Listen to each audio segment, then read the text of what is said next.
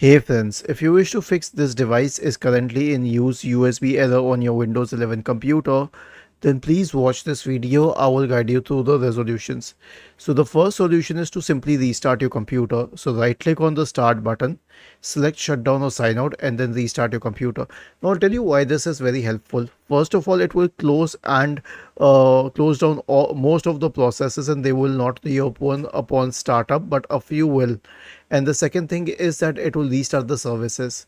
Now if this doesn't help, then I'll give you a very simple solution. Search for system configuration in the Windows search bar and open system configuration. Go to the services tab. Check the box associated with hide all Microsoft services. If any of the services checked, click on disable or apply, OK, and then restart your computer.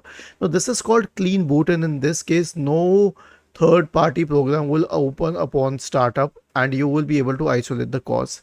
And yes, obviously update the driver. So right click on the start button, select settings from the menu, go to the Windows Update tab on the list on the left hand side, click on check for updates in the right pane. Was this helpful? If yes, then please subscribe to the channel. If not, then let us know in the comment section of the video on how we could help you further. Thank you for watching this video and have a nice day.